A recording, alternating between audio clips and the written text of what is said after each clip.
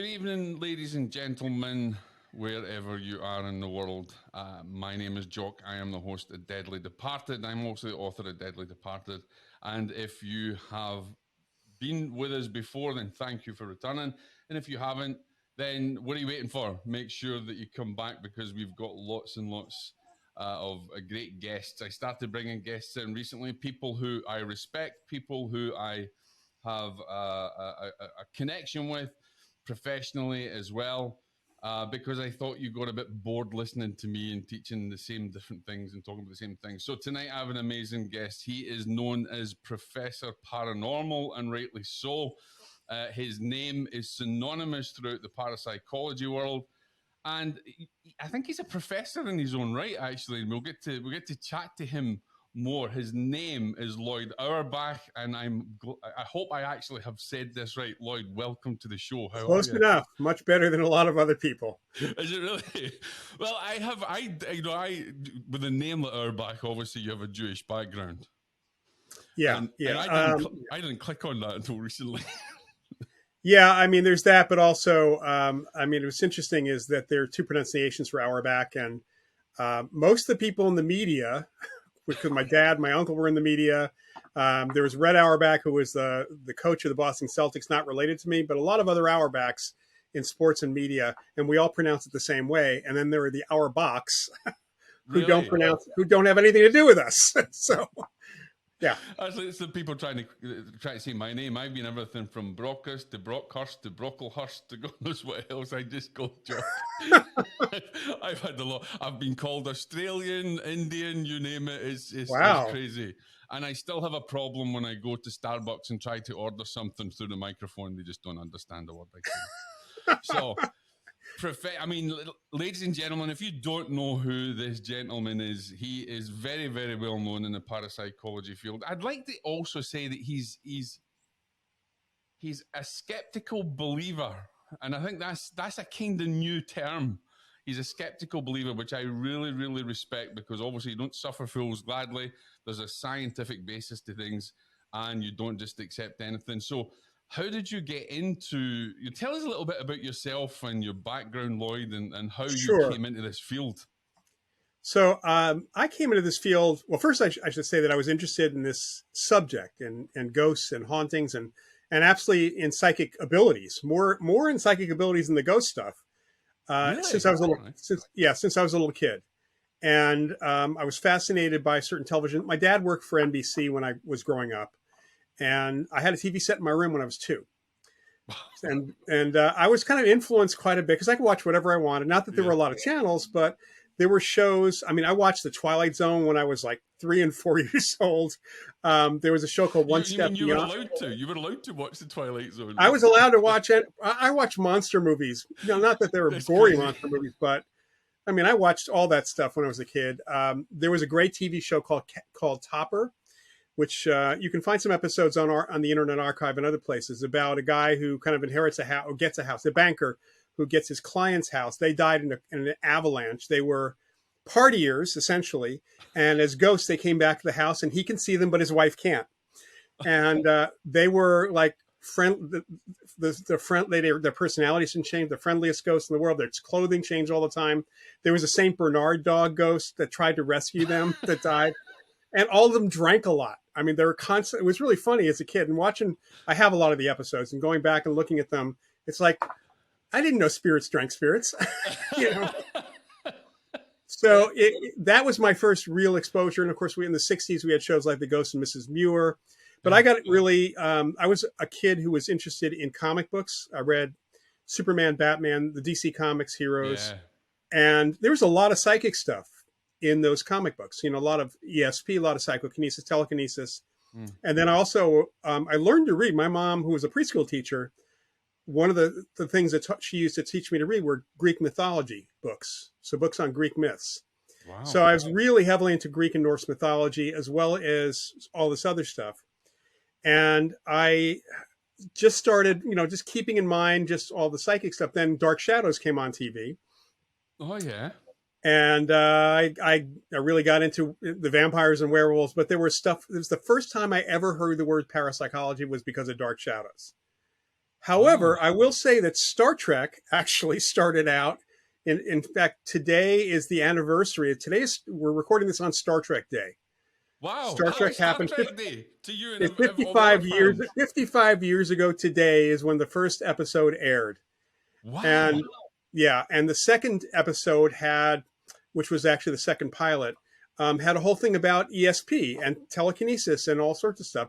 So I'm getting it from the science fiction end and getting it from the more gothic supernatural end. And that sent me to the library to find where I found books, of course, on vampires and werewolves, because I was reading the folklore. But right next to those books, sadly, I don't know if this is a good thing or bad thing, but in the same section of the library are the books on parapsychology. And as a little science, because I was a science geek, I was interested in astronomy and geology, and I just grabbed the books by J.B. Rhine and a number of other people, and I started eating them up. And I realized, how old were you? I was about 12, 11 or 12. That's young as well. They got J.B. Rhine books at 12 Yeah. years old. Yeah, I was. It just became this kind of obsession with me to the point where, and it was mainly about research in parapsychology. It was about people's ESP experiences, body experiences, not as much on the ghostly thing. And then I had friends who were interested as well, and a couple teachers in my school, my junior, senior high school. Wow. And I think it was my sophomore year in high school. I think it was that I was able to convince a couple of my teachers to get involved and allow and help me start a parapsychology club. That's crazy. So that's in Elmsford, New York. One of my neighbors, it turned out, who was a yoga teacher, knew Montague Ullman as one of her clients. Ullman was like the lead investigator or researcher for the dream telepathy studies at Maimonides Hospital. So I got, and he lived a mile and a half from me, so I got to meet him. He introduced me to Gertrude Schmeidler, another well-known This is all while I'm in high school, by the way. And then I got to meet Hans Holzer, whose books I had read. Who was known as the father of parapsychology when he was nicknamed the father of paranormal. Well, he wasn't, but he liked to call himself that. Yeah. Yeah, I know. Yeah. I knew one of his friends. He told me the same thing. Yeah. Well, I got to meet him because my uncle was a radio newscaster in New York and met him because he worked in the same building as WMCA radio. So I was like, the universe pushed me in many directions directly. Wow. I ended up at Northwestern studying astronomy my freshman year, partly chose Northwestern because I loved the campus, but also because J. Allen Hynek, the UFO guy, was head of the astronomy department. So I was also interested in UFOs, but that kind of didn't fade away, but got subsumed under the parapsychology work. And I switched to anthropology at the end of my freshman year because it made more sense. And then I studied all sorts of stuff about people's beliefs around the paranormal around the world. Which prepared me in a lot of different ways for dealing with field investigations. And luckily, my senior year, there was a local college in Chicago, Mundelein College. There were two parapsychologists there who were doing a mini series in the evenings on parapsychology. And I went to that, got to meet a few other people, including Ramakrishna Rao, who was with basically with the Duke Parapsychology Lab. Actually, it was the Foundation for Research in the Nature of Man, working with Ryan. And he told me about the graduate studies at JFK University. So I ended up in a master's program, the only master's program in parapsychology, timing-wise, perfect for me. Everything's kind of fallen. It just seems that it was like a domino effect for you. You went from one. Oh, it gets even stranger. When I finished grad school and came back to New York, I had no problem getting some adult ed courses going. I was actually bartending still, something I did through graduate school. And I stopped at the ASPR, the American Society for Psychical Research, one day because I talked to my dad and my uncle, who was a radio newscaster, and a bunch of other people in the media, coming up with some ideas on how to promote the field and how to promote the ASPR. So I stopped in the ASPR. I talked to Dr. Osis, who was the research director, briefly. He sent me to the education department. I talked to them, and one of the people in the education department said, hey, we have a new executive director. He happens to be here. He just started last month. I'm going to call upstairs. You should go up and talk to him. So I said, okay, I'll give him these ideas. So I go upstairs to talk to the guy. And as I'm finishing, he says, oh, you want a job? It's like, so you sure, I'll take a job in parapsychology. Jeez, which is unusual because there isn't really any jobs in parapsychology these No, days. he found money. It was a half-time job, but it was still, it was still a job with the ASPR. And I ended up being their public information and media officer, their consultant for that. And then JFK University ended up getting a grant in the parapsychology department for the same thing. And I ended up coming back out to California, partly because there were some issues happening at the ASPR that I was not happy about. So I ended up And the ASPR at the moment is you can't get nothing from anyone. It's been dead for years. You can't get yeah, an it's email. defunct. Yeah, it's effectively defunct. Yeah, It's crazy. Now, here's the other thing that a lot of people might not know, which is strange as well.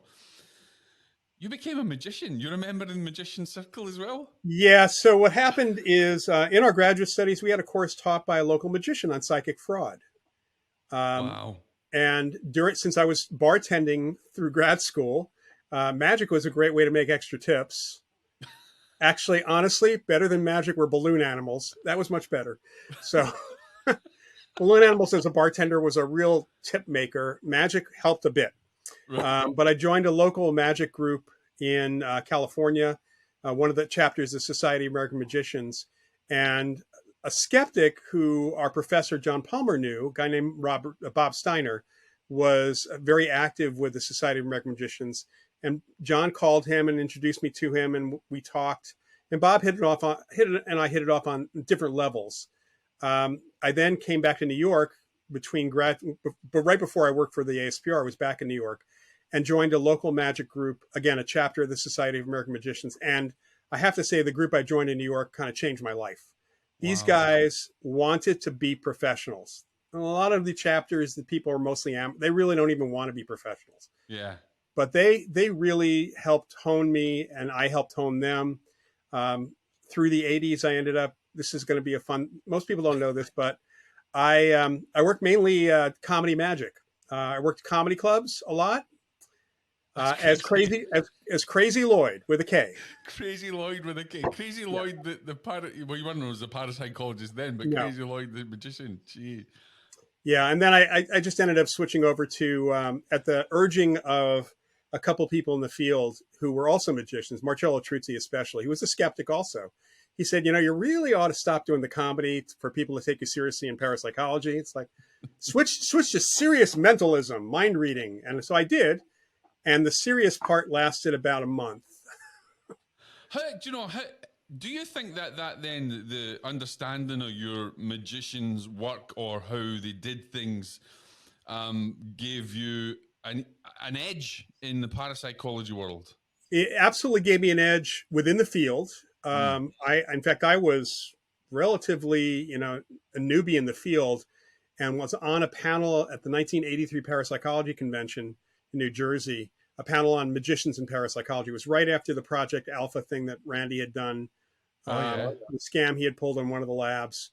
And Randy was actually on the panel, but there were some really well-known... Randy's pulled a scam? Never.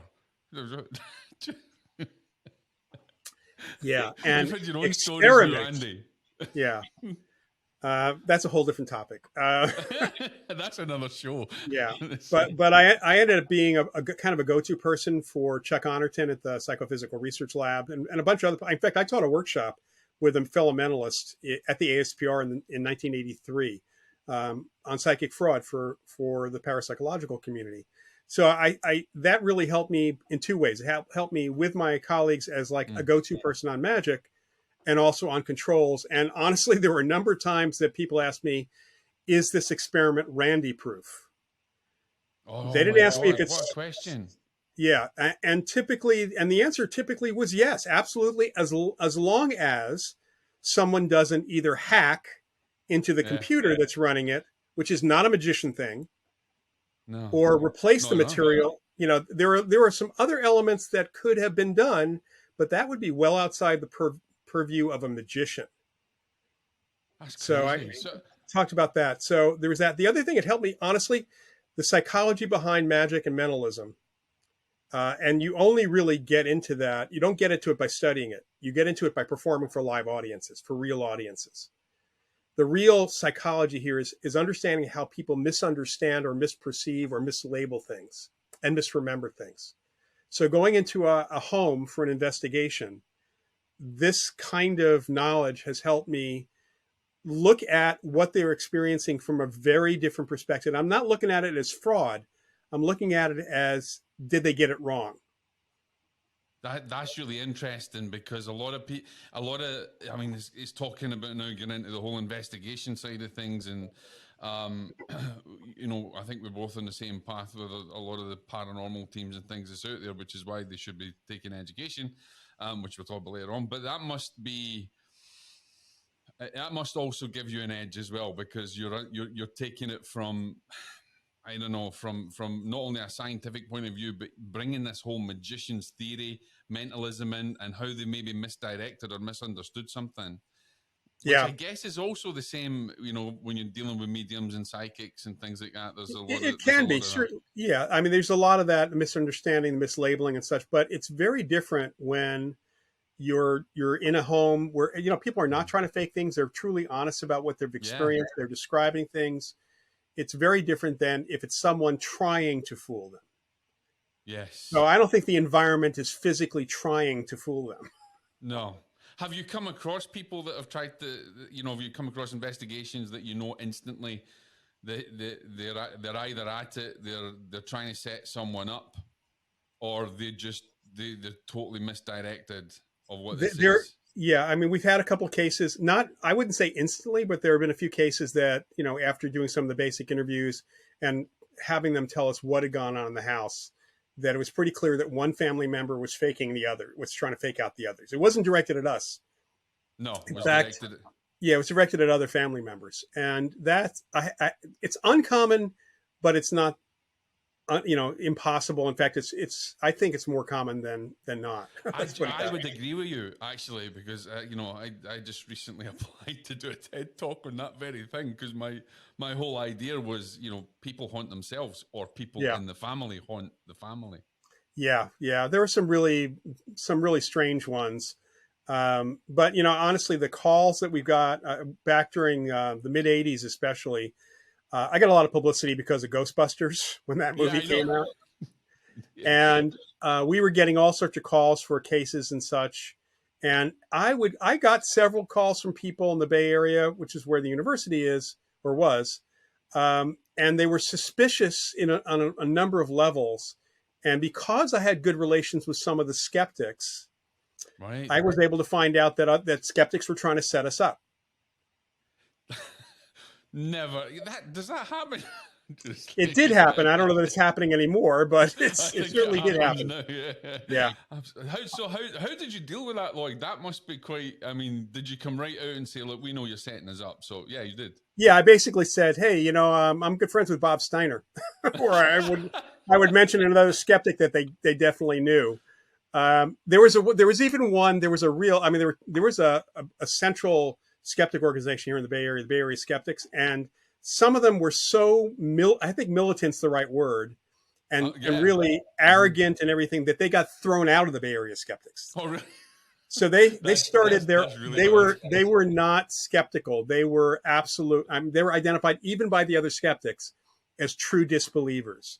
So they got thrown out, and one of them actually tried forcing his way into a workshop that I was doing. With a friend of mine back in the 90s. That same guy had called. I recognized his voice when he called. He was trying to disguise it. And I said, so Dan. He's no voice changer or nothing. I mean, they can't have been that intelligent to try and misdirect you. He wasn't terribly bright.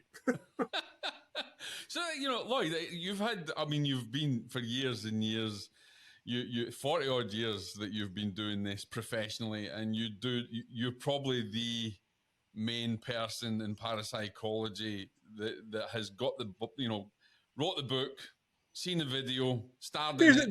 There's a few others. There's a few others. I'm not the only one, and it's really kind of funny that it clearly shows the ignorance of some of the ghost hunters when they say that I'm a pioneer in the field. Yeah, because they've never heard of Hans Olser or any other names or any other people, or even JB. I'm amazed at how many people don't even know who the Rhine Institute is. I know. Well, I'm amazed at the number of people who actually don't know that the field goes back to the 1800s. It's that old. 1882 was the start of the Society for Psychical Research. Yeah, right, And and possibly even before you yeah, since and actually before it before, yeah, became. no, certainly Yeah. before that, like around the 1850s, in fact. But I was actually on a panel in 2008 at a big paranormal conference put on by one of the TV groups. You know, it was the Paranormal State guys, and Oh yeah. one of the two principals on the panel with me was from Ghost Hunters, and Right. I won't say which one it is. No. But in his 5 minute talk, we each had 5 minutes to talk about working with the media. In his 5 minute talk, he said that there's no literature on this subject back before the 1990s. Oh my God, that's crazy. And I did something I would never normally do, which is interrupt somebody. Oh, did you? On And the panel? I called him on it, and I got a Good lot for of you. boos from the audience until when somebody else on the panel spoke up also. Wow. I'm But that, glad I that mean, you're that like was that. it was absolute ignorance. I mean, something like that is it's inconceivable for someone who's claiming to be experienced in the field. It's also inconceivable for someone who's putting themselves out there as someone for people to copy, because that's what they were doing on the show. I think that's what a lot of them do, though, Lloyd, isn't it? They just copy each other, and it's the Yeah. same. It's the same scare fest every week. Yeah, it's people wanting to gather so-called evidence. They really have no interest in understanding why things are happening. And of course, you know, there are exceptions, and a lot. There's thousands of ghost hunters in the U.S. alone, Oh yeah. many thousands. Mm. And there's a small percentage of people who realize either as they join a ghost hunting group how stupid it is, or Yeah. when they just watch the shows, recognizing that this is just television. And so they go off and look for other sources like the Rhine Center courses. They look for other sources of information. But they're, you know, and I've actually talked to people when I used to do a lot of college lectures, Mm. and I would meet people who said, I used to be in a ghost hunting group, but after going on a couple of ghost hunts with them, I realized that all they cared about was sitting in the dark and doing their EVP. It's like boring as hell. I don't. I don't understand that. Why is it? You know, I think we talked about this, but why is it like? Why is it always in the freaking dark? People ask me that, and I say, "Well, it's not in the dark. It happens during the day. TV. It happens at night. It happens." It's television. Yeah, it's just television. It's spookier at night. Now, have you before you got into the parapsychology thing when you were younger? Did you actually have any what you would call paranormal type experiences? No, other than occasionally knowing this is well before caller ID. I sometimes knew who was on the phone when it rang. Oh, so yeah, intuition. So your intuition Yeah, that was that's awesome. yeah, that was it. Yeah, no, I had not. I had hoped to have. I even tried to. I read some of the books on out of body experience and tried to have an out of body experience, and I tried all sorts of things. Nothing. Do you think we should? Do you think? Oh, I said we, but do you think the field should be labelled differently? I mean, we understand parapsychology as being the psychology and the science of trying to understand that aspect, but do you think ghost hunters do you think there should be a separate, more professional understanding, like a parapsychological team, or name it something else, so that Well, there's a division? You know, even though I've been called a ghost hunter, it's really we're doing parapsychological field studies or field investigations. So we're really being called. You don't like being called that then, really? You know, I allow it only because it's commonly known. It's like I almost prefer being called a Ghostbuster, which I anticipate will happen again after the new movie comes out in November. Yeah, you're getting ready for that big time. I'm totally getting ready for that. Yeah. So I actually prefer that because that conjures up images. You know, well, let me go back to when Ghostbusters came out in '84. Until that point in time, you know, I'm working at the ASPR, and the first we would get calls from reporters from media asking if we could take them to places like, you know, the Amityville house where stuff is flying around. And my response to them was, you know, beside the fact that was a hoax, if we could take you to a place where things were moving or flying around, where ghosts would appear, do you not think that we would be a better funded field? Exactly. And you know, the reporters actually were very good about that. They said, "Oh God, I never thought of that. You know, what can you tell us?" And they started asking real questions. But when Ghostbusters came out, the question often was, "I know you guys don't do that. What do you really do?" Oh, that's good. Yeah, that's good. So they actually recognized there was a change. It was the best promo and really the best PR that the field could have gotten. at that Do point. you think that caused many more people to really take it seriously and start to study the field? I think that a lot of people, if they followed what the media was doing at that point in time, a lot of people were taking it a little bit more seriously. The field investigations part of it, of course, they weren't asking about laboratory research, which is really too bad. Although every once in a while somebody would say, what about that scene where, Bill Murray is testing at the beginning? It's like, well, actually what's interesting is Dan Aykroyd did research at the ASPR library. Oh, And he was a member of the ASPR, he and his brother Peter. Yeah. His great grandfather was with the Canadian Society for Psychical Research, and his father has been very interested. Wrote a great book called The History of Ghosts, actually. And so that opening sequence with Bill Murray, shocking the guy. Yeah. There was a researcher who actually did that to himself because he didn't feel it was ethical to do it to someone else.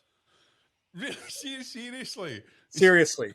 So, and I remember, what was interesting was that his report on that, I was at a parapsychology convention I wasn't at, but he played it for comedy, apparently, in that every once in a while he'd say, so, I would give myself a shock, and he would like twitch every time he did that. So he had the audience really laughing. But it was the effect of negative reinforcement on psychic ability, and it didn't really work. No, exactly. And I think that field as well opened up another business, because I think it was not long after that Ghostbusters, the companies making ghost equipment and Ghostbusters equipment exploded. I think it was really, well, I don't know if this is good or bad. I am credited or blamed for being the first person to show an EMF meter using in investigations on TV. I didn't know that. Really? Yeah. One of my colleagues in Florida also did something around the same time on a local station. The reason we were using that was, interestingly enough, we were looking at trying to bring in some environmental sensors. And at a channeling session with a psychic for a local group here in the Berkeley area, the entity told us, well, you guys know about electromagnetic fields because of geomagnetic field research that's going on. She knew about that too. So exactly. Yeah. Well, let's not go down the channeling route, because right. That's something So the entity is telling us, why don't you try using, there is easy to get handheld equipment for electromagnetic fields. You should test that out. And I knew somebody who was an adjunct professor at JFK who had a company that produced environmental sensing equipment, and he gave me one of the early tri-field meters. So, and we did find some correlations with haunted, not with apparitions, but with haunted places. Really? So you heard it, guys. I mean, it's because of Loyd you're now going out and buying EMF meters everywhere. Yeah, except that they're not using them right. That's a nice segue I want to go on to, because there is a great misunderstanding that all of this equipment that they buy detects ghosts. So put people right. None of it does. If we had a tricorder like from Star Trek, it's Star Trek Day. So I'll reach behind for my old toy tricorder here. This is my medical tricorder. Let's see if I think my battery's dead. Damn. I was just going to make some noise. All right. Let's see if my other one is working right now. I think I haven't replaced the batteries on this one. Let's see. Yeah. This one's dead too. So anyway, if we had something like the Star Trek The Next Generation tricorder, which actually detected life signs, all right? Remember on Star Trek, they talked about how many life signs there were? Yeah, just like this and put it around, and Spock would pick them up and. I mean, that would be cool. But there's no such thing. There's really not a device that picks up human life signs or anything like that. There's nothing that picks up ghosts. All we can do is pick up what's going on in the environment when somebody experiences something. So the idea of not that there's pretty good evidence and data that says that ghosts are not electromagnetic in nature. Right. But there's also some suggestion that some of this phenomena affects the electromagnetic environment. So I'll give you an analogy, a metaphor that a skeptic gave me, skeptical physicist. when I All was right. talking to him about this. Uh-huh. And I think it's a great image. You have a very still lake or pond, Uh-huh. and there's an invisible flat bottom boat, and Right. you place it on the water, and it's not moving. You can't see it, you can't detect it at all because it's sitting on top of the surface. If you push it now, there's a wake of that invisible boat. You don't see the boat, but you But you do see see the the wake. wake. So we're detecting the wake. We're not detecting the boat. That's brilliant. That's a brilliant analogy. Yeah, I think it was a really great concept, and I think that's really, at least for apparitional type stuff, any environmental sensor you can use, using as many as you possibly can. I've got some friends up in Seattle who are now testing out some environmental equipment that's bringing a lot of this together in one place, and even using multiple sensors around a central spot. And that's the way to go. I mean, if you're really interested in figuring out what's going on, you bring in as many environmental sensors as you can, but you connect what's going on with those sensors to a human experience. Because we wouldn't even know that there were ghosts unless a human being had an experience, right? Yeah, it's the same with all the phenomena that they experience. You're trying to correlate and connect the phenomena to a story and to make it all fit the puzzle. Exactly. And I can't understand why people would go to a spooky building without a ghost story. And you know, it also begs, because a lot of people will say then, if it trips the laser, it's a ghost, or if it trips the laser and or we've got an FLIR, an infrared heat sensor, and they don't realize that it's just detecting changes within the environment. Right. Exactly. And maybe there is an apparition, maybe there is a ghost there, but they're not physical in the way we think of them. People talk about getting photographs and things like that. You can't photograph something that is not visible. Yeah. We don't have technology that will do that. Unless you're, technically, if the entity is moving so fast that our eyes can't see it, then if you have a really fast shutter speed, maybe you can capture something. But there are things that move faster than there's something called a flicker fusion rate. We see things like with film at 60 frames per second. Yeah. But cats and dogs, for example, see much faster than we do, which is why they can see little bugs that we can't see. Yeah. And do you think that's how they're either seeing maybe phenomena or an apparition or something that's there, or is it that they're just seeing a bug that we can't see, or they're seeing something? I think they're seeing a bug that we can't see, because when people actually have a visual experience with an apparition, the apparition is standing still or moving in normal speed, it's not the flash. What about orbs and things like that? What about this whole phenomena of orbs? Let's talk about that. Okay. I'm not a big fan. Yeah, that's my 4-letter word that I hate to hear. Sorry, in the mid 1990s, there was a ghost hunting group called the first one on the web, very successful, the International Ghost Hunter Society, run by Dave Oster and Sharon Gill. And I think it was 1994, on I believe it was an ABC local channel somewhere. Dave Oster was always incredibly proud to say that he made the statement that the effect that orbs were spirits. And his logic was, he went to a haunted place and he got pictures with these little orbs in them. So they must be ghosts, because what else could they be? Yeah. That's terrible logic, because there were probably also chairs in the room, and there are chairs in every other place you take orb pictures most of the time. So how do you know that the chairs are not ghosts? Yeah. So, and then they promoted that for a long time, to a point where it was they were letting people pay $30 a year to access their photo database and to upload photos of orbs and other things with no real assessment. Years later, they claimed in some of their newsletters that they never ever said orbs were spirits. I have their early newsletters. I have correspondence. I have all this stuff. So it got to a point where they were getting hammered so much that Oster just had to change his tune to photographic issues. But as soon as the orb thing started, Fujifilm actually put up a web page explaining how orbs happen.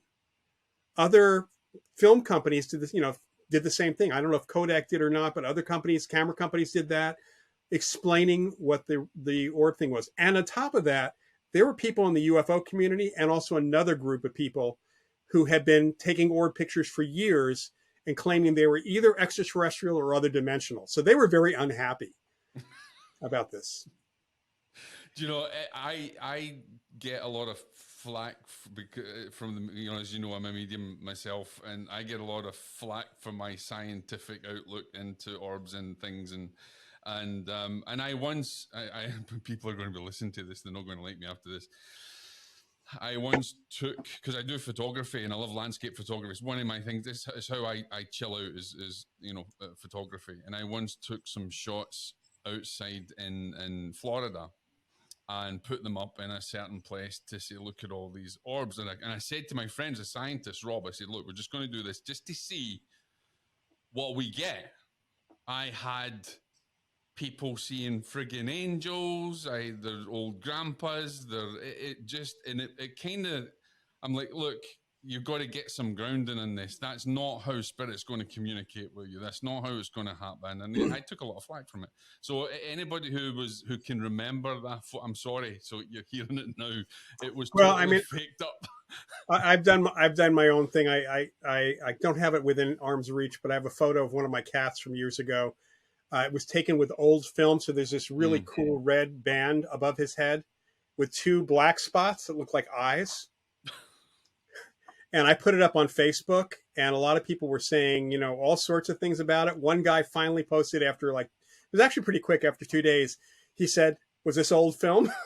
Oh my God, that's good. Yeah, he was really good. And I posted the pictures on either side because the streak went across the negative, all the way across. It's really interesting. People will see what they want to see. The orb phenomenon. I showed some of these pictures to Charles Tart, who's a respected luminary in the field. And we showed some of these pictures. A friend of mine and I were having lunch with him, and he looked at them, and he looked at them, and he looked at them. He said, "Ooh, bubbles." I'm going to call them bubbles. He's going to call them bubbles. And then he said, they don't look 3D. They look like they're very flat. When you take a picture of a baseball, yeah, you can, or even a watermelon, it's got dimensionality to it, even in a flat 2D picture. Orbs look flat. They look like defects. And there is no reason why a spirit should show up unless the spirits are two-dimensional beings, as flat like that. Yeah, I absolutely. I'm 100. Do you think there is any case whatsoever in parapsychology or in scientific inquiry to say that there may be an aspect of light orb phenomena that may have some, validation to it or something, or do you think every one of them are just totally? So the answer is yes, but not psychic or paranormal. In fact, I was brought into a show like Ghost Caught on Tape years ago. It was a TV special on ABC or something like that, and they brought me down and sat me in front of a monitor and watching all these ghost pictures and video footage. And unbeknownst to me, there was some footage of near Gettysburg, in the forest near Gettysburg, of these light, looked like orbs, but they were balls, and they were moving through the forest, almost trailing behind, with light trailing behind them. And I had seen footage of something like that before. It was ball lightning, earth lights. Oh, really? And, so it came from lightning? Well, no, it's not actually lightning. It's called ball lightning. It's a plasma effect, often caused by various types of minerals in the earth and static electricity in the air. It's an electrostatic plasma effect. Yeah, I think I read a report on. I can't remember the name. A scientist said that sometimes the quartz or the crystals or what's under in the electric crystals. Yeah, but ball lightning is a phenomenon that it's been observed in cultures all over the world under different conditions and mistaken for UFOs. It was kind of ridiculed until someone accidentally created it in the laboratory, I think in the mid 1970s. We have a much better understanding of it right now. Yeah. There's some different physics explanations for how it forms and how big it might be. but I'd seen footage of ball lightning of like that. So when I made the comment on this TV show, these are not spirits. This looks like ball lightning to me. Earthlights, what are often called earthlights. Unbeknownst to me, that was footage from Dave Oster and Sharon Gill, and they ripped me to shreds in their newsletter when that show aired because they said I was, trashing them. I had no idea it was theirs at all. But they were not spirits. That was actually a really, it was, and I actually, when I said it on TV and then when I wrote about it in Fate magazine, I said, this is a really unusual thing for someone to be able to capture this on video. I was like, this is great. I mean, this was incredible. I was saying how good that was. It's just that they weren't spirits. They weren't spirits. So there is that phenomena that has been reported. There is other phenomena that's been mistaken for ghosts. So that particular phenomena sometimes carries with it sound. So the will-o'-the-wisp idea, or the banshee, may be ball lightning in some cultures. The whole idea about sounds in, let's kind of jump into the EVP thing as well before. So I have a deep skepticism over EVP, and I know other people, and I'm not taking it away from anyone. If is that your thing, I accept it. That's the thing. But run through some of the explanations that kind of just go against this whole idea. Well, I mean, first of all, there's ambient sound. So if you've got a microphone going, your stomach can rumble, somebody could fart in the room. People whisper under their breath. There are noises, depending on where you are, there could be noises. I've worked with a location called the USS Hornet Aircraft Carrier Museum over the years. It's a big steel structure, it's a big steel structure. And I've had people play these EVPs from aboard the Hornet. And it's like, you do know that the ship at night, because the temperature changes, creaks and makes noises. Yeah. That's what you're picking up. You didn't notice them. Technically, EVP are sounds that are not acoustical. So they're only heard on playback. That's an important factor, number one. Yeah, exactly. So if somebody's doing EVP, there are two things they should do. Number one, always have two recorders going next to each other. Yeah. Because if they both pick it up, the odds are it's an acoustical sound from somewhere.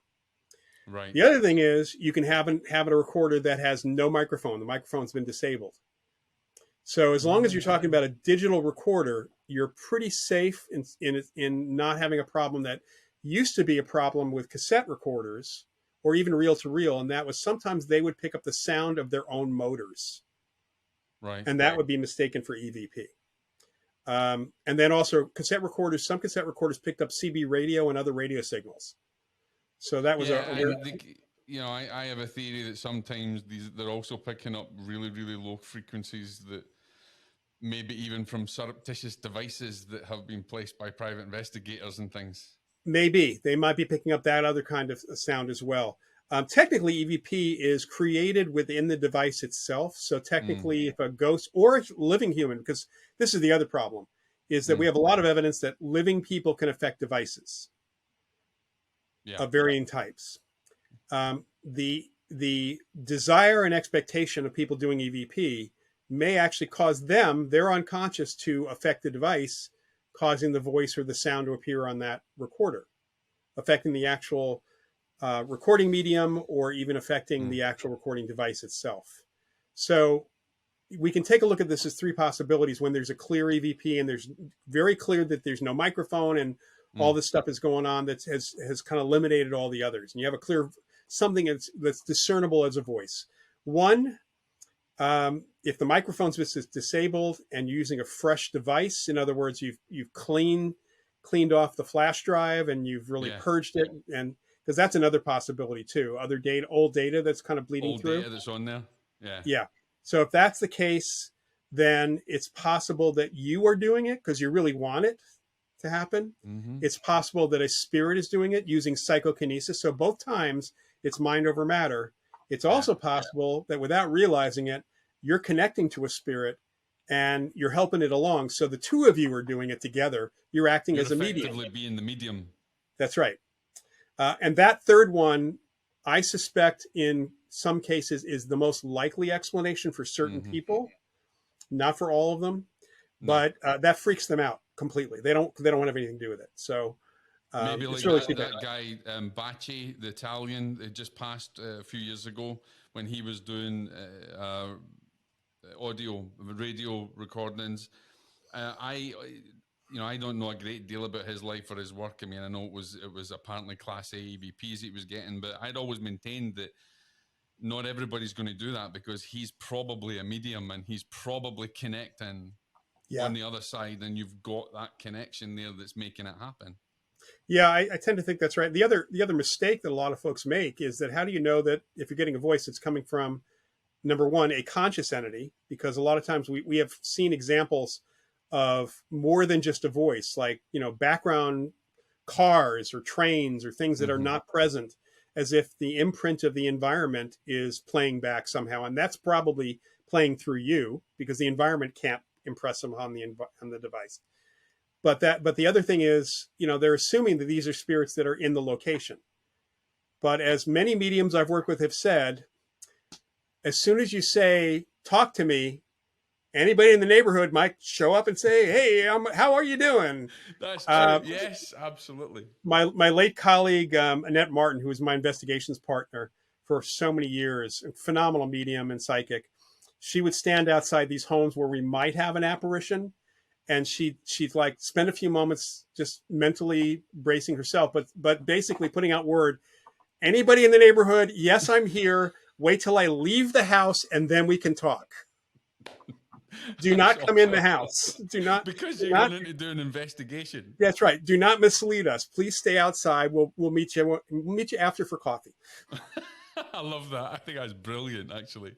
It's so true, though. It's. I mean, you've worked with many mediums, as you know. You've worked with Forever Family Foundation. You've helped to set that up, and you've worked with mediums in your investigations. Do you think it's an important part of the team structure in investigations, in parapsychological investigations, not ghost hunting, to have a medium? I think a good medium or psychic, knowing what they can do is important. A medium is not very helpful unless they can also read living people. In poltergeist cases, for example, where there is no spirit or any sort of psychic activity otherwise, it's coming from a living person. So someone like that is probably at the top of the heap. But yeah, I think mediums are incredibly helpful as long as, and you saw this in my classes, as long as they have certain personality variables that are not going to get in the way. Because as you know, there are psychics and mediums that are, like they have to be the center of attention, and absolutely, I don't I don't care how genuine they are or how skilled they are. If it's all about them, I don't want them around. Yeah, absolutely. It's got to be actually about the people who actually requested the help or for scientific purposes.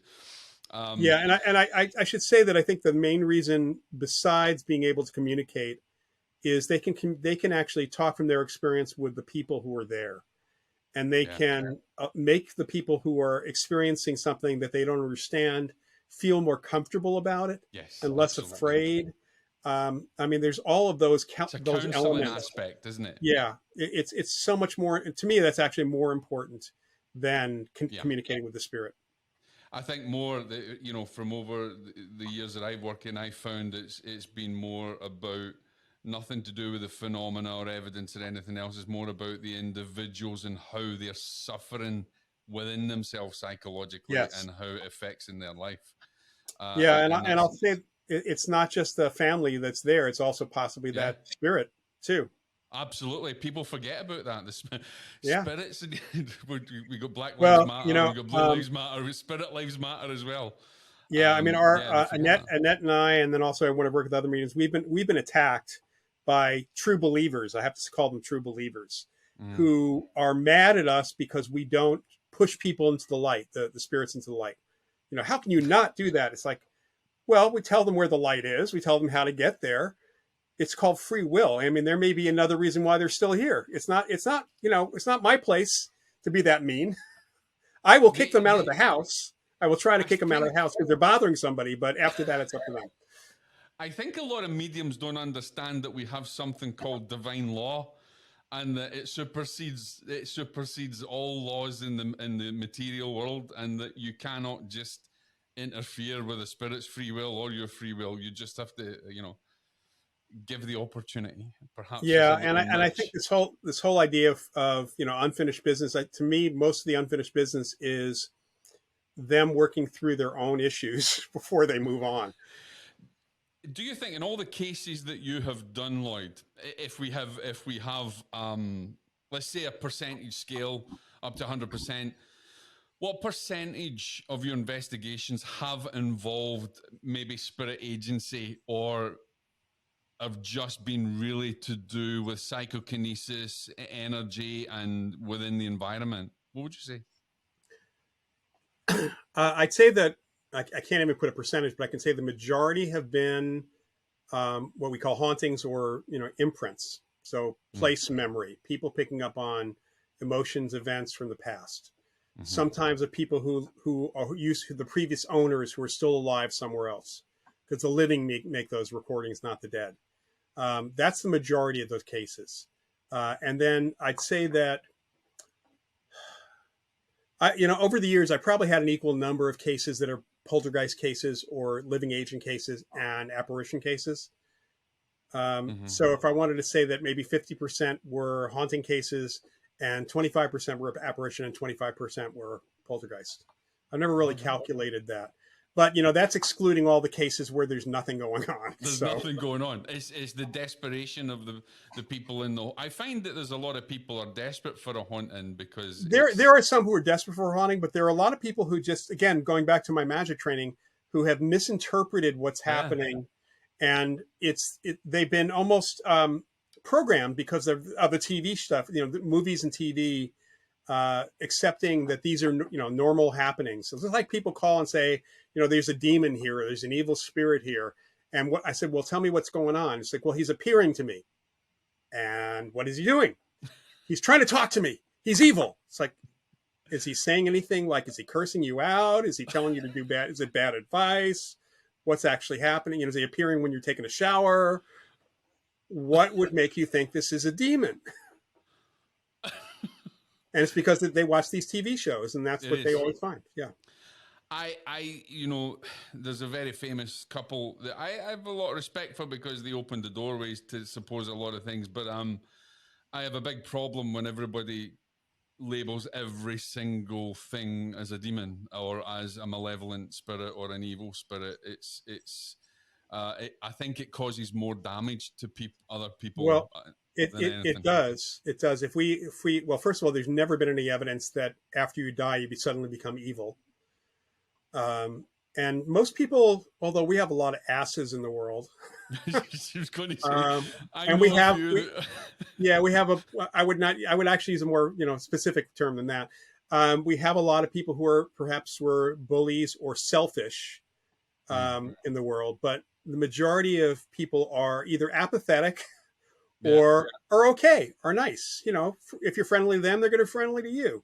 So why would you assume that the majority of ghosts are like that? Ghosts are people too. They're just dead.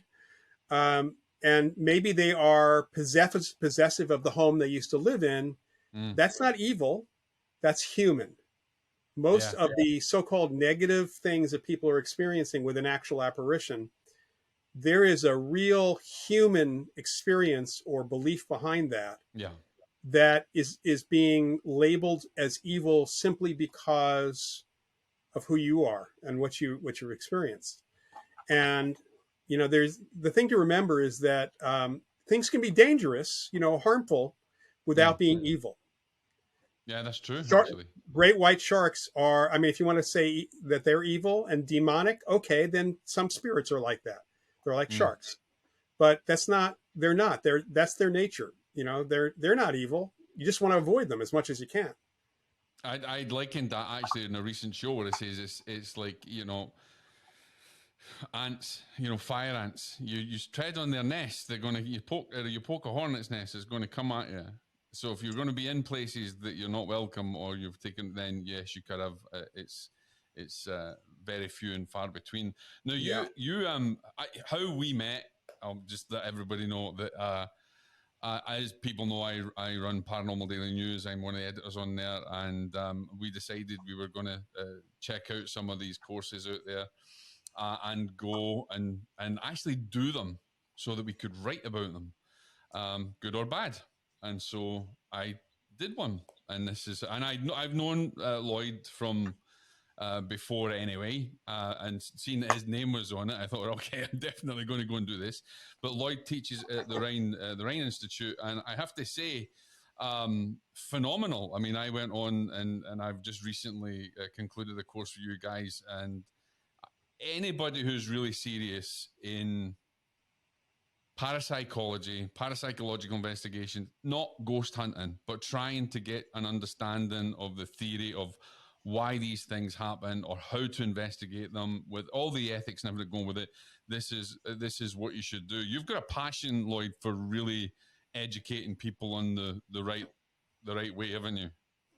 When I got into the field, originally I was thinking I'm going to become a laboratory researcher, and that was when my graduate studies initially. And after the first one of my first classes was an investigations class from a parapsychological perspective when I was in graduate school. I had already been through anthropology work, and so I was kind of gearing towards field work and the statistics at that. It's like, I don't like math, so I'm going to leave that to the lab guys. Neither do I. And I really was more interested in people's experiences and marrying that with my family background in the media, because my father and my uncle, a couple of my uncles actually, made a lot of sense. And I'd always wanted to teach. I mean, I actually taught a mini course in my senior year in high school. I gave a couple of lectures through someone at Northwestern when I was there on parapsychology. I like teaching. I like doing that sort of thing. And so I was very fortunate to start teaching first at an adult ed level when I got out of grad school, but then at the parapsychology program, the graduate parapsychology program we had at JFK back in the 80s, after a couple of years out in the world. And JFK doesn't do it. And JFK is JFK closed, or is it just moved down? All right. So what happened was first, the parapsychology program ended in, I think the last students might have been 87 or 88. And what happened was in the mid 80s, a couple of things happened. Number one, we were the only science program at JFK University. There was a law school, there was a business school, psychology school, transpersonal psychology, consciousness studies, but we were really the only Master of Science, MS, in the university. And that was because the university president for years had taught parapsychology at an adult ed level in the early 70s and was very interested in the subject.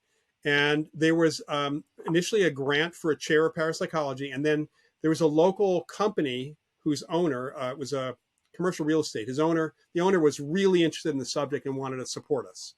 So he was getting a grant to keep us open because JFK's model at that time was completely tuition based. There were very few grants coming into the university at all. Small university. So if you don't have students in a program, your program doesn't exist. So first thing that happened was Reaganomics. The commercial real estate market fell apart. His business fell apart. He couldn't fund us anymore. At the same time, we had a new university president who made it his mission to get rid of whatever programs might block his way to make JFK known for the law school and the business school, neither of which was going to happen due to a number of things in the legal area, with the American Bar Association, for example, a California bar. And he basically killed our program because he pushed us in a different direction and insisted that we do something, try to go for grants and stop putting energy into getting more students.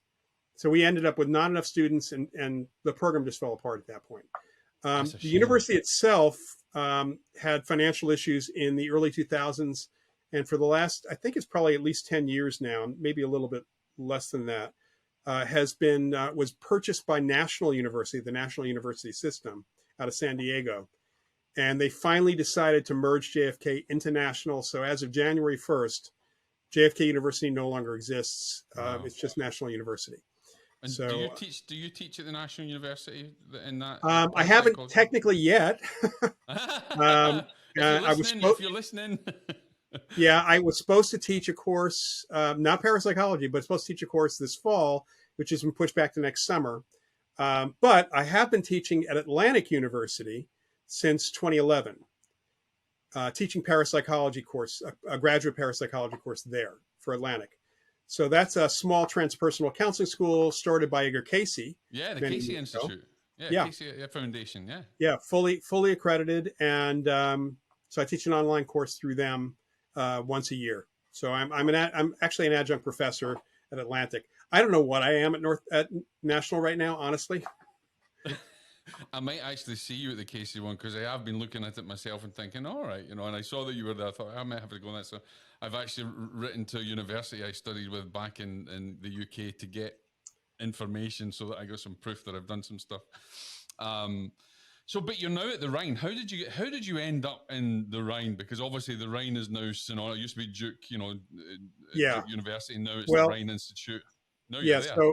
So first of all, the Duke University Parapsychology Lab, which was started in the 1930s, lasted until 1965 when J.B. Rhine himself retired. And he took the lab and all the things connected to the lab off campus, near the campus, and started the Foundation for Research on the Nature of Man and the Institute for Parapsychology. When he passed away, and after he passed away, the whole organization was rebranded as the Rhine Research Center. I've known a lot of the people at the Rhine for years. I mean, I got to know some of them who eventually started working there, even in my graduate school days. Wow. We had a lot of visiting professors, visiting lecturers at JFK in our graduate parapsychology days, both when I was a student and also when I was on faculty for the program. We had a lot of big names who were speaking for us, and people came from the Rhine, or what was called the Institute for Parapsychology at that point. So I'm trying to remember. I think it was first there was a conference that I was invited to speak on life after death in around 2005. I in remember Durham. that conference. Yeah. Yeah. So I spoke for them. I got to know Sally Rhine Feather very well, and several others. That's actually where I met Bob and Fran Ginsberg, who started the Forever Family Foundation. And I kept up my connection. I saw them at conferences and so on. And eventually they asked me to be on the board of directors. So I joined the board of directors. And then when John Kruth, who's the executive director, wanted to start the Rhine Education Center, he needed a second instructor besides himself, who had a lot of experience teaching parapsychology, and that would be me. I had also been teaching at a local place here in the Bay Area for a number of years. So it made sense for me to kind of jump into that. And I just had to get used to the online part of it because I had never done that before. Very different experience than teaching in person. Yeah. And that's expanded quite a bit. I mean, John and I are kind of the two mainstays, and we're now really trying to bring in some other people to teach. It's outstanding, I have to say, because it's very academic. I mean, it's not. Don't go on these courses if you think you're just going to sit. Well, let me stop you, Jacque, because some courses are more academic than others. Yeah, that's true. Yeah. Yeah, I'm not a PhD or an academic guy. No. I mean, I teach some of the courses I teach. We do an intro to parapsychology, which is only as academic as you want to make it. That's true. A lot of our courses.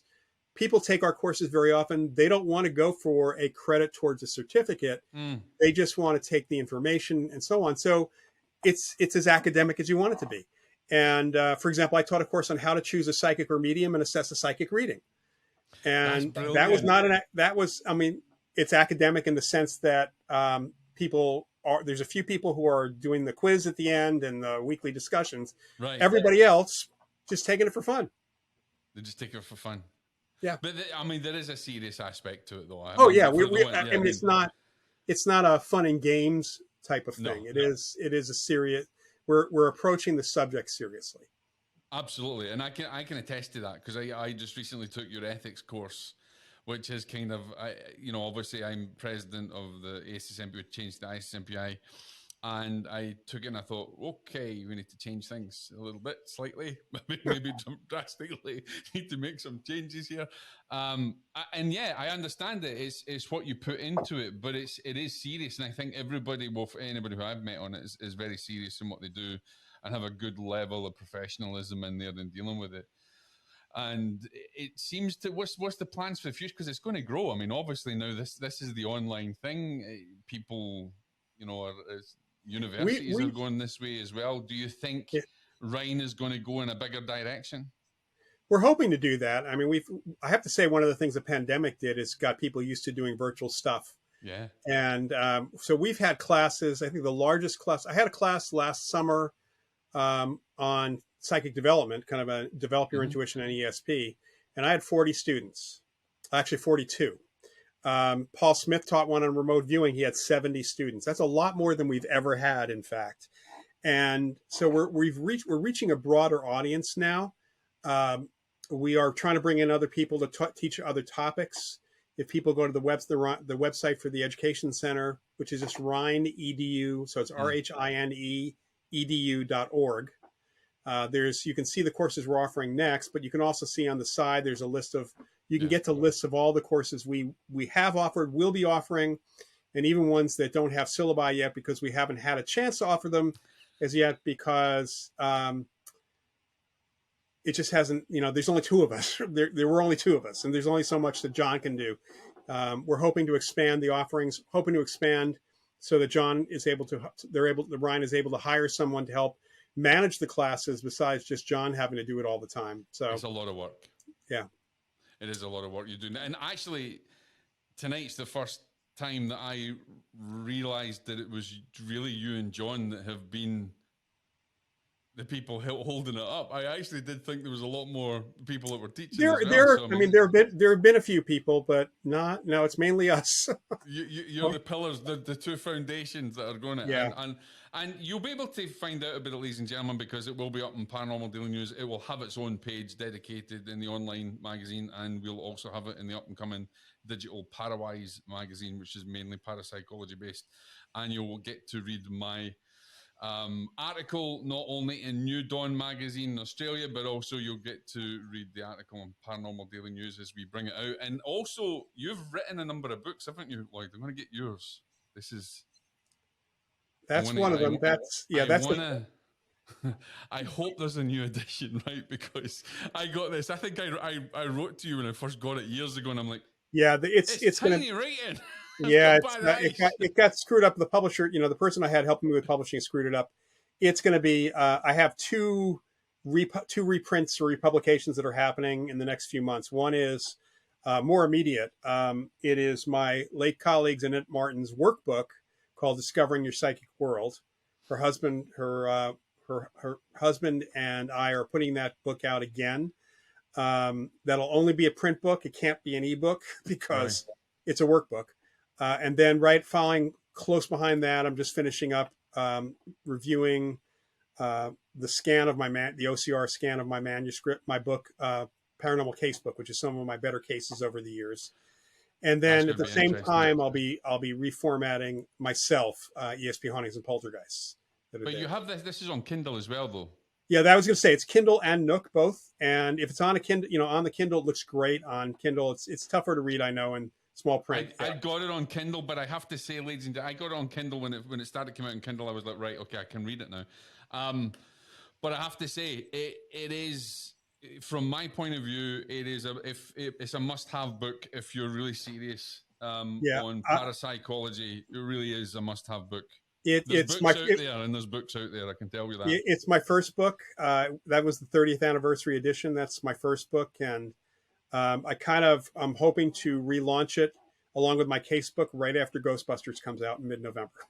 Good marketing ploy. That's brilliant. If you don't, if you're certainly going to reach some bestseller lists for that, that's for sure. Let's hope so. Yeah, and I have many other books that are out there as well. One of my favorites was the Esp Wars book that I co-authored with Ed May and a couple other folks. Oh, I've not read that one. I recently read Craig Weiler's one on PSI Wars. PSI Wars, yeah. So yes, Craig's book is great. Really interesting. Esp Wars it's called Esp Wars East and West, and it's the history of the U.S. government psychic spying program and the Soviet and Russian programs. It is the only book. It is the only book that actually has contributions from the Russians. Ed May is the lead author. You got contributions from the Russians. Our foreword is by Nikolai Sham, who was the deputy director of the KGB before the wall fell. My mind boggles here. How in God's name did you actually manage to get that? Okay, so Ed May, who was the program director of Stargate from around 1985 to the end of the program in 1995, and Joe McMoneagle, who was the number one viewer. You know, you Yeah. have to know that during the time that the government was doing its research or this program was going on, those same researchers and some of the same viewers were doing public research on remote viewing. They were publishing papers, they were doing stuff on that. Dale Great Graff cover. did as well, didn't he? Dale Graff actually, he supported my first Del book. Graff was involved. He was a program director for a very short Yeah, time. lovely guy. I knew Dale. Yeah, great guy, great guy. So Ed May, I don't know whether it was Joe or Ed who was first contacted by a Soviet a Russian counterpart. It was actually in the early 90s before the program even ended. And they were invited over because Joe was known to be a remote viewer and Ed was already doing research on remote viewing. So they went over to Russia and they met Alexei Savin and Boris Ratnikov and some of these other folks involved. Tofik Dadashev, who's a well-known psychic over there, and got to know them pretty well. And Victor Rubel, who's our fourth author, was one of the translators who was involved in connecting them as well. So when they were writing this book, they actually, Ed and Joe had contacted Alexei Savin and Ratnikov and asked for contributions. They were going to publish it as an anthology with different sections by different people. And it was incredibly, I mean, it was a great book. Honestly, I've got a copy of that manuscript. It's a great book. But the editing was not great. I'm actually going to, after this, I'm buying it. Well, you have our book. I was brought into the project because the initial manuscript had too many different voices and some of the translations were not well done. Right. In that the grammar was bad and some other stuff was going on. And there was a lot of extra stuff in there that didn't need to be in there. So Ed asked me to come in and rework the manuscript and add to the manuscript as well. As from what I knew about the history of this subject. And so I did. And so we ended up with the Esp Wars. Initially, it was a situation where it had been turned away because it was not well written. Parts of it were not well written. Parts of it are really great. Joe McMoneagle's stuff is great. Ed's stuff is great, but Ed is an academic writer. He's not a writer. You write academia, people not going to understand it. Yeah, and oddly enough, Ed May is one of the best speakers to the public on any of these topics, but his writing is always academic. So he's great at talking to the average person. It's just he can't put that on paper, unfortunately. So that made a big difference. So you made a big difference to that book. Yeah, I kind of, and I think we're actually reworking again. We're bringing in someone else to add some more material to it because she's someone who's also a remote viewer is going to come in. We may have another edition in the next year or two. That's brilliant. That's absolutely brilliant. So so the Russian, and I got to say the Russian stuff was, when I read the first of it, it was fun for me to go through because it's not just about remote viewing and the psychic programs. There's some great KGB stories in there too. Yes, I'm sure there are actually. They were definitely very, very active in all sorts of things, not just psychic spying or anything else. People would be surprised at some of the stuff that's in there about the KGB. I'm surprised you managed to get information from them and put it in a book. It was not a secret. We knew the Soviets were doing this. We had psychic discoveries behind the Iron Curtain, but there are some really interesting things in there which never could have been written before the Soviet Union fell. For example, a lot of what we heard here in the States, there was that book, Psychic Discoveries Behind the Iron Curtain, and there were subsequent books on that, on the Soviet research. And supposedly they had psychic generators and psychic weapons. That was all BS. But the interesting thing that at least the Russians were telling us was that was not directed at Western journalists or Americans. It was directed at the Kremlin. Because internally, because the only way to keep themselves out of gulags, because one parapsychologist who was honest apparently ended up in a gulag, was to say, yeah, we're still working on it. Even though they knew it couldn't be possible to develop these things. Do you think there's a slight, they're still active in the ESP side of things there? Yeah, there's still definitely remote viewing stuff going on during the Chechenian conflict, which was years ago, of course. Yeah. They were Savin was training army people to be remote viewers, although this is a story Ed likes to tell. Savin told Ed and Joe that they were in tanks. They put a remote viewer in each tank so that they would know who was around the corner if they were going to be attacked by a rocket launcher. And Ed just completely deadpans and say, "What is it about 40 feet that is remotely remote?" That's just being psychic. That's not being a remote viewer. I was going to say that's exactly not really remote viewing No, in the sense of the world. Well, I mean, I see people on the web talking about remote viewing, knowing what's in an envelope. It's like, that's psychic psychometry. That is psychometry, clairvoyance. It is not remote. It's nothing remote about that. And I think people got to understand, if it is remote viewing, there's an element you have to be in a sealed, secure area to be able to make sure that you're not dirty. Not true. Really? You can do remote viewing almost anywhere. Yeah. And there are different methods of remote viewing that are out there. And it helps to be in a quiet space. That's about all. It also helps to have someone with you who can be your monitor or handler, who can ask you questions as you start developing some of the stuff. And there's different methods. There's, very, very left brain methods called coordinate or controlled remote viewing. Which is David Morehouse brought that. Yeah. Yeah. And Morehouse really was not with the program very long. Let's put it that way. Right. Lynn Buchanan was with the program for quite some time. Paul Smith was with the program a long time. And they have taught, like Deborah Katz has written a good book on associative remote viewing. She was not one of the viewers for the program, but she has learned associative remote viewing. So there's a number of people out there, but then there's also just simply sit down, a very basic version of remote viewing, which is pretty much what a lot of the better remote viewers do. It's not that difficult. Isn't that just? I mean, to me, I don't profess to really understand or know a lot about remote viewing. That's not my forte. But to me, when you're just sitting in a quiet room and that to me doesn't seem to be remote viewing. That to me is using ESP and using your natural psychic ability. But that's what remote viewing is. Remote viewing is just another name for doing ESP with the target being a distant or hidden location. That's all it is. So that's what it is, just psychic ability, really. When it is psychic. It's psychic ability, yeah. So why? There's a great video on YouTube, and it's I think it's called "Successful Remote Viewing Experiment on TV."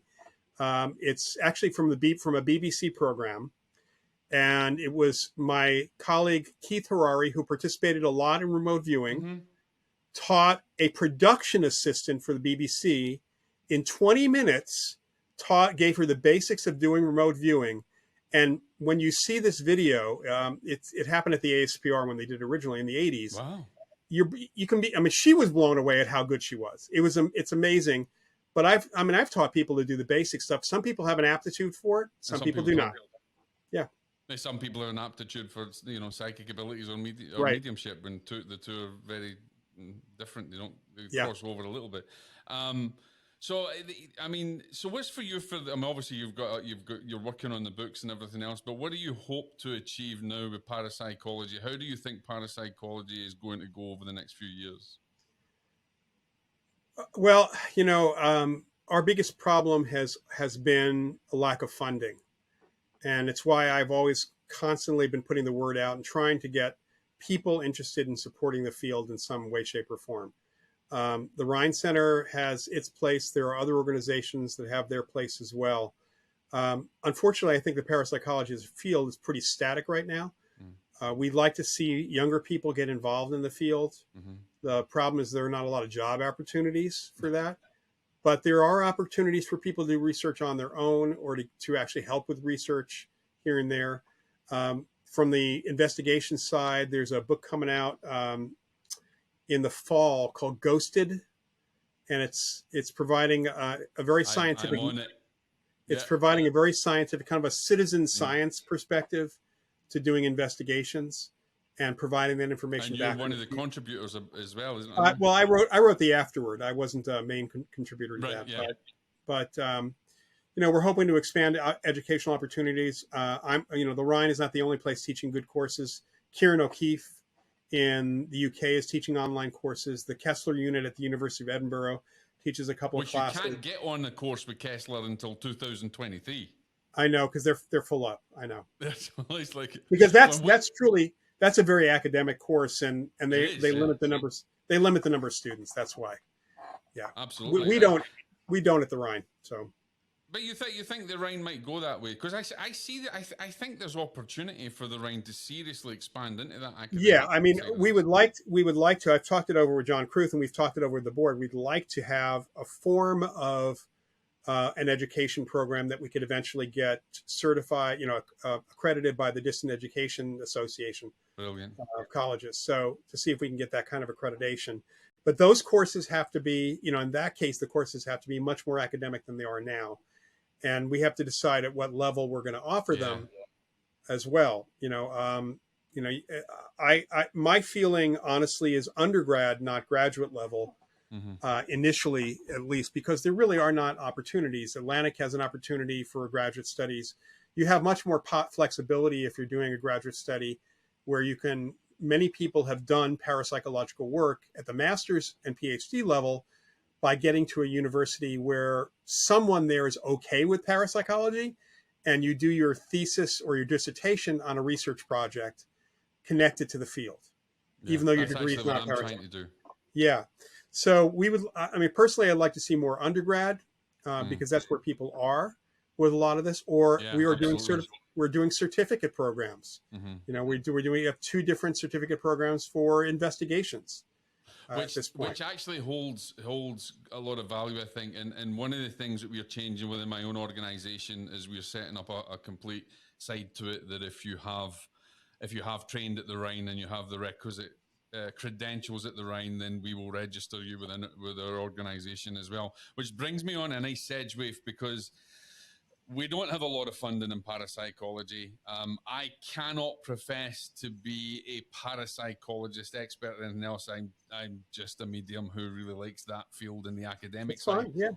But I am passionate about it. And so we do have the Parawise conference in 2022, which Loyd is going to be speaking at. And the reason we're doing this conference is actually to raise money for programs like this and funding for organizations, and also to start a grant in one of your colleagues' name, and Carlos, who passed away recently. There's some great speakers: Rupert Sheldrake, yourself. We've got hopefully John Cruth will come on. We've got some other people that are going to be involved in it, and it's going to be an awesome 2-3 days online event, which is a precursor to hopefully an in-person event in 2023. And we don't actually know what you're going to teach yet, but it's an open We ended. haven't talked about it yet. Yeah. But that's going to be awesome. So make sure we've already announced it, and there'll be a website going up soon where you can actually register, and it really is all about parapsychology. It is bringing more science to spirit and more spirit to science. So there's a whole gamut. We've also got Dr. Gallagher from New York University, who wrote Demonic Foes, and that'll be interesting because he's also interested in taking a panel on. So that'll be an interesting discussion. There's a lot more going on, and I'm absolutely delighted that yourself is going to be speaking there, and hopefully we'll get John to speak about the Rhine and everything that's going on. And I'm sure we will. Yeah, absolutely. I'm really looking forward to it, and it's because it's a passion. I want to do something for the field, and I, through our organisation ourselves, we're hoping that we can raise enough money to offer grants for research, because we do need a lot of researchers, and we do need a lot of research that helps people understand mediumship, afterlife, and other phenomena that's out there, and not just accept everything that may come in a wave or a smoke. I mean, or something. my ultimate goal is to stop calling it paranormal and just make it is normal. These experiences are part of the normal human experience. It is. Too many people have had these experiences to say it's paranormal. And a good thing as well, we do need skeptics. I know a lot of people in the field say we don't, but I mean, I'm a skeptical medium myself. We do need skeptics. We don't need pseudo skeptics or guerrilla skeptics. Right, but we do right, need skeptics, exactly. which is why we have, if you are a budding parapsychologist or you're in university and you're studying that side of things, then connect with us also at Paranormal Daily News, because we have a science editor now who is also helping to put information out there so that we get it to a wider lay community so they can understand the field. Loyd, I want to really thank you for being my guest tonight. It's been absolutely phenomenal. Once again, tell everybody about the Rhine and your work and how they can. Oh, also, wait a minute. Professor Paranormal on. It's awesome. I've watched it a couple of times. I'm sitting working and I'm like, I'm going to watch this. Professor Paranormal. Is it Wednesdays at 7:00? You talking about my Facebook Live? Your online question and answer. Oh, thing. it's every other Sunday. The next one is actually the 12th of September, and then there will be one on the 26th of September on Sunday nights, 8:30 Eastern Time, 5:30 Pacific Time on Facebook. It is a Facebook Live session, and it is hosted by The Live Paranormal. So it's just facebook.com/The Live Paranormal. It's a fast and furious hour of people asking me questions. It's good. And so I am skipping 1 week in October because I have a small conference for the Forever Family Foundation. But people should join in. We love having people asking questions. And it's just, it's kind of a. And I will say, ladies and gentlemen, you ask a question, you're going to get the answer, whether you like it or not. If it's not, and a lot of times you may not like the answer. You may not like the answer, but it is absolutely brilliant. I've thoroughly enjoyed it. I've loved some of the answers as well, especially when he's not on there as a psychic, ladies and gentlemen. He doesn't give readings. Yeah, last time was last 2 weeks ago was the first time nobody asked me about a personal question. So it was like the first time, which was great. It's getting on there. And we promote it. I said to Caroline and the group as well to promote your stuff on Paranormal Daily Thank News. you. Loyd, it's been amazing. I hope you'll come back on. I'm really, really excited. I want to get you back on to talk about more parapsychology stuff and different subjects. And definitely whatever work you're doing at the Rhine, let's get it out there and promote it to people. Guys, please go and get this book and get the new books coming out. Seriously, if you want to learn what real parapsychology is, then that's what you need to do. Have you got any other last minute thoughts that you can give the audience, Loyd? Just definitely go to the Rhine Center and take a look at what's there. Join the Rhine Center. It's just rhine.org, RHINE.org. We have a great media library of lectures and all sorts of other stuff going back for many years. More material than you can ever watch in weeks and weeks and weeks. And you'll be supporting the organization that way as well. You might go to the organization I'm president of, the Forever Family Foundation, which is foreverfamilyfoundation.org. It's an organization that supports the work of spirit mediums in the family grieving process, and also supports scientific research on life after death. And also, I should mention that I'm trying to remember what our release date is, but I co-authored a novel, a paranormal mystery novel. You got an award recently. You got an award, didn't you? Yeah, we got a second place, a bronze medal for a reader's choice for our book. Let's see if I have a copy here. Yeah, our book Near Death. Outstanding. And our second novel should be coming out in a few months. We're just kind of working through it. It's going to be called Afterlife. That's phenomenal. And this is actually, is it fiction based on fact? Is it faction? There's some factual stuff behind what's there. There's some loose connection to some of my cases. One of the characters, even though we kind of changed gender on her, is loosely based on me. And also, I'll be right in the first book and also in the series, because this is the start of a series. When did you go to write a novel? Because that's like a complete turnaround from what you've been doing. Well, I mean, I've always wanted to write fiction. I have some other things that I've started working on slowly but surely. And Rich Hozek, who's our main author, Rich is the main author of it. Arnold is the second author, and I'm third. So I've kind of like taken the third pass at it and added some material to it, including some back matter, just kind of on parapsychology. But this is actually based on a script that we wrote as a pilot for a TV series back in the 90s. The three of us wrote. We give it the backstory on that whole thing. We almost had it sold a couple times. Really? And then we had a couple of male actors who were going to play the lead parapsychologist. And then someone came back with notes saying, make it a male and female. And we did that. And we just couldn't get any traction at that time.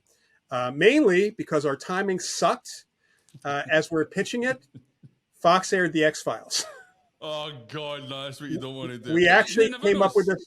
We came up with this before the X-Files, and unfortunately, He was first. we were first. So we actually have story outlines for 13 episodes or 13 novels at this point.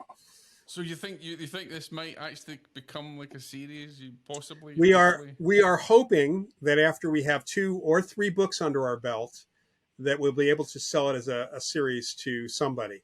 That's phenomenal. We're we've had some good reviews by some TV producers and some other folks, so we're hoping that is the direction we actually go in. In the meantime, after I get these other books out, I'm starting to slowly but surely work on some fiction that I've wanted to write for a long time, and we'll see how that goes. Because you are a book nerd, don't you? You do like books. Yeah. I think anybody does. I mean, I've written 4 books. I love books. I just there's something about people ask me what my next parapsychology book is, and it's like I have to have the right idea. Yeah. You know, do you think you will write another parapsychology book? I probably will at some point. I'm actually thinking of turning a couple of my classes into books, because I could, I put the material together for some of these classes, and I could easily, I just have to translate them back into the written word instead of the spoken word. Will you teach outside the Rhine anymore, or is everything going to be at the Rhine? Outside I haven't had opportunities. Nobody other than Atlantic University. There haven't been any opportunities for me to teach parapsychology other than a lecture here and there. So, if there's other organizations that want me to teach a class or a workshop, I actually did a workshop a couple of years ago at Lilydale. Yes. Yeah, Joe Scheel, who is a good friend of mine, a member of the Forever Family Foundation Mediums group, he had me come and do a weekend workshop on parapsychology for mediums, which was honestly a lot of fun, although I think I pissed a few people off. I think we need a lot more science in mediumship anyway. Yeah, absolutely. Yeah. Well, it was not even. I wasn't very. I would say that it was giving them the basics of the science and what we find. It was not antagonistic to mediumship at all. No. I mean, you support it. I mean, let's face it. Oh, absolutely. Yeah, it was not about that. Support mediumship. This is why I respect him, because he doesn't suffer fools gladly either. Right, but I think it was because I did talk a bit about the fact that there are fraudulent mediums out there, and we have to be really careful. Yeah. Joe had actually asked me to talk about all the fraud in physical mediumship, because some of the mediums at Lilydale were talking about trying to bring physical mediumship into Lilydale at the time. And, I pretty much felt, and I still feel to this day, that they need to stick with what they're doing, because evidential mediumship is much more interactive with the clients. It's more, it's better for the clients, because really physical mediumship, what is that? It's a show, right? Yeah. Even if it's genuine, it's still just a show. I've been involved in physical mediumship. I'm also involved with the Helen Duncan Foundation as one of its presidents.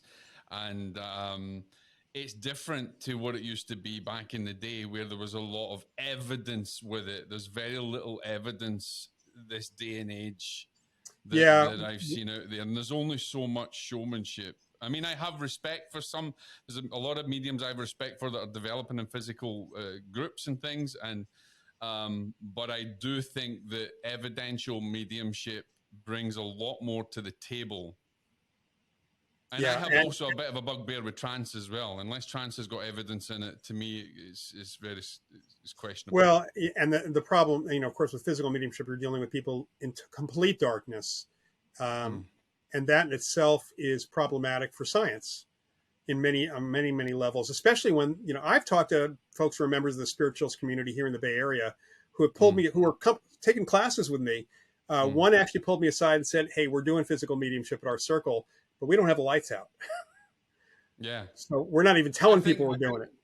I think back in the school experiment back in the day, they had a lot of stuff that was not, it was darkness, but also went into the light. And there are mediums out there that are doing things in the light, and that's to be commended. But we have to understand that it's still research, and there's nothing that's 100% that you can just take it on board. That's certainly for sure. So Loyd, I could speak to you forevermore. We could just keep on going and going and going, and we'll have to do it another time. You bet. But definitely thank you for being on. Guys, if you're serious, go and learn with Loyd and John at the Rhine Institute. I cannot recommend that highly enough. And I have thoroughly enjoyed this conversation, Loyd, and thank you for spending the time with me. Remember, guys, please go and get his book. And the next time we shall see you, we'll have another guest to talk about. Loyd, thank you very much for being my guest on Deadly Departed. Thanks, Jacque. God bless.